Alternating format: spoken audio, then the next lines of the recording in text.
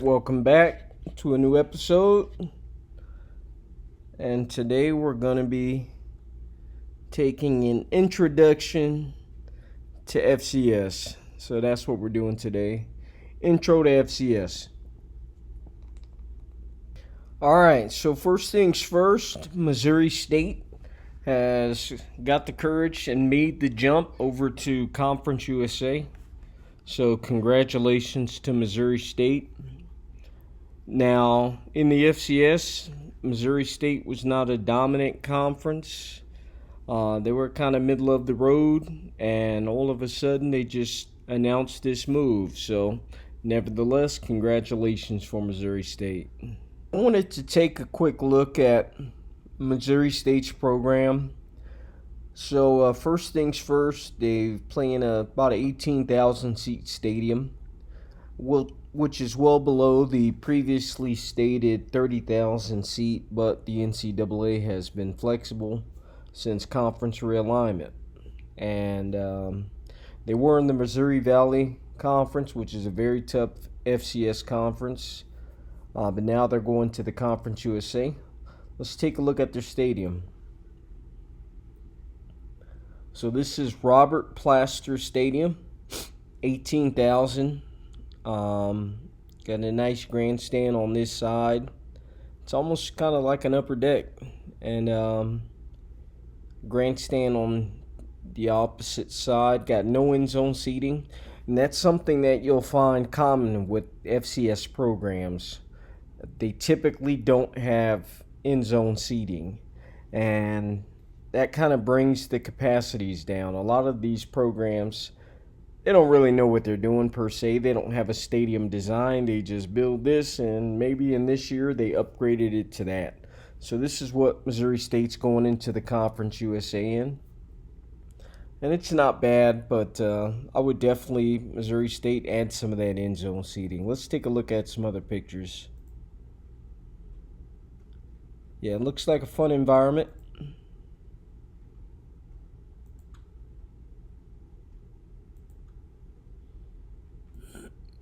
Yeah, I would definitely recommend some end zone seating. Maybe even wrap that lower section around and connect these sides. Now you're up to 30,000. That's really where you want to be. That's really where you want to have your stadium at about 30,000. That way you can compete with the other group of 5 teams. All right, so many of you college football fans of big-time programs like USC, Michigan, Penn State, a lot of you guys may not be familiar with FCS teams. So these teams play in Division One, and they compete, instead of competing in bowl games, they compete in a playoff. And it has been that way since I think about 1980. So let's kind of take a look at some of the top teams from the past 23 years. So right off the bat, here's a team called Georgia Southern. So Georgia Southern, let's take a look at their stadium. Now here's their stadium, Paulson Stadium. Now they wreaked havoc in the late 90s, early 2000s. And they had a rival called Appalachian State. So we'll get to them in a second. But yeah, these are the national championships. So let's take a look at 2000, 2001. Now here's another team, Montana. They're another great team that's towards the west. Let's take a look at their stadium. All right, this is about a 24,000 seat stadium. Now as you can see, it's enclosed here. And not only do they have end zone stadium, but they really went heavy here for the end zone sections. So they've got this main section here, then they've got 2 smaller ones here. And this is one of the few FCS programs that actually, something that wasn't just sitting up there 50 years ago. They actually built a small upper deck. So kudos to them. This is about 25,000 seats. So yeah, let's take a look at who else we see. James Madison, they've moved on to FBS. Delaware, they've moved on to FBS. Western Kentucky, they've moved on to FCS. Georgia Southern, they've moved on to FCS. But around about 2005, 6, and 7, all of a sudden, the world was introduced to Appalachian State. I was thinking, who are these? Who are these guys? Well, everybody remembers the famous Michigan App State game where they took down. Now, they did this in this span right here. And they won 3 straight national championships. And 2 of them were with the quarterback named Armonte Edwards. He's a very good player. This was a very good team. Now, let's take a look at their stadium. And they also went to the Group of 5, the FBS. Let's take a look at that. And that gorgeous Appalachian Mountains.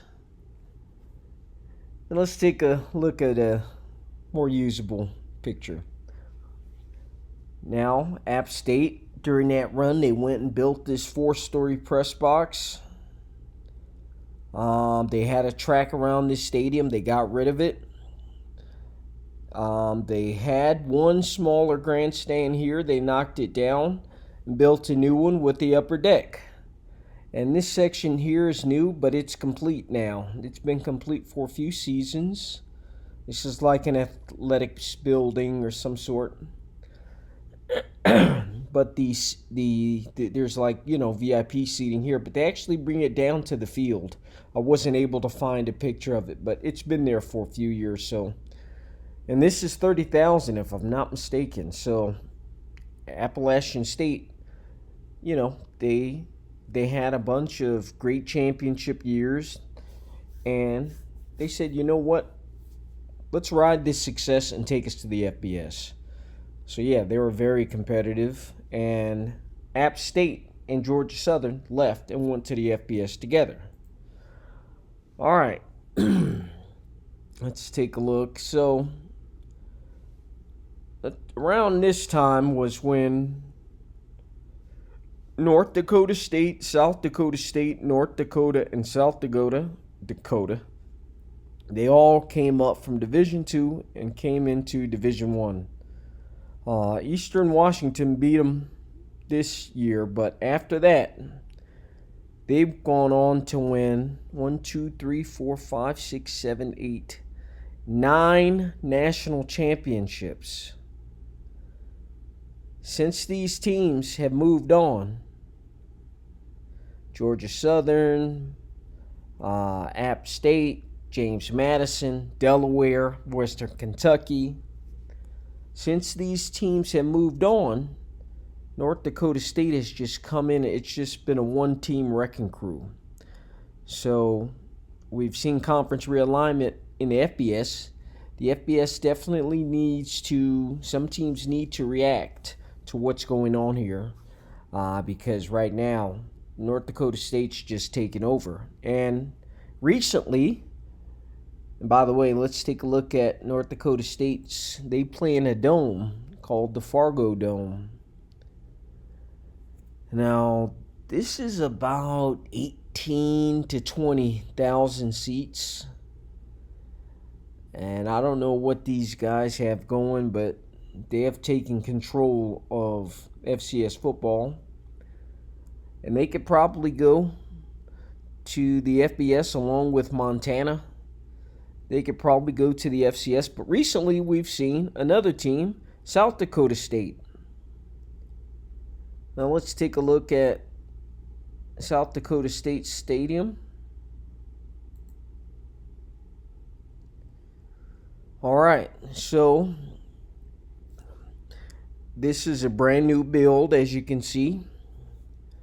This is about 5 years old, if I'm not mistaken. This is Dana J. Dykhouse Stadium in Brookings, I believe. Now, even though this is a new build, notice it's not cookie cutter. This side is, a little generic and, But if we take a look at the main grandstand, I mean, that looks great. And this capacity is, I believe, 20,000. So yeah, you've got some chairbacks here. You've got a nice press box, 2-story, maybe 3-story. Got a nice video board, nice end zone seating. Again, end zone seating is rare in the FCS. Your average stadium does not have end zone seating in the FCS, so this is great. And a nice stadium like this is part of the reason why the FCS is in a chokehold with these two teams, North Dakota State and South Dakota State. So that's the introduction, a basic introduction to the FCS. Also, last but not least, the FCS teams fight for a NCAA Division I football championship. Now that's equivalent to like a soccer championship or volleyball or basketball championship where the NCAA endorses it. Now it's different. You might be wondering, hey, well, what's the FBS Power 5 guys playing for? Well, they're playing for like a BCS championship that's that's handled by a sanctioned committee, sanctioned by the NCAA also for FBS. And so it makes it kind of cool because they're still able to win a championship, and it's the NCAA Division I championship. So that's what makes this FCS Football Championship subdivision. So this is a great move, I think, by the NCAA for guys who are the average conference, the average stadium in this subdivision, and here are the conferences, it's about 15,000. About half of what it is at about a group of 5 stadium. And the main thing with these teams is the first 2 Saturdays. These teams live for the first 2 Saturdays in a brand new a brand new non-conference season. Here we go. Why? Because they get to play those FBS teams. That's where you see a lot of these teams. Sometimes you'll see your favorite team playing them and at a non-conference game, like the first game of the season. It's like a tune-up bout. There we go. And so here are current and former FCS championships. Now let's take a look. Georgia Southern, 6. Guess where they are? The FBS. Appalachian State, 3. Guess where they are? FBS. Marshall and JMU, James Madison, FBS. Boise State, won in 1980, FBS. Louisiana Monroe, FBS. Sam Houston, they're also in the FBS. And same for these two. And so when you see a team like North Dakota State, who's got 9, it kind of makes you wonder, should they make a move to the FBS and have some success, or should they stay right where they are and continue to dominate and rack up national championships? Only their fans and their program can answer that. And we've got some other teams that have accomplished the feat that are still here in the FCS. So I'm going to start doing a few more FCS episodes sprinkled in and out of there, just to kind of get some people who aren't exposed to this level of football, because this really is a great level of football. They have great teams, great programs, and they have a great playoff at the end of the year. So I know some of you guys might be interested, especially with North Dakota State going to Colorado. So Primetime's going to have to handle 9-time national champions North Dakota State coming into Boulder. So that's going to be good to watch. But yeah, that's my take. You guys let me know what you think.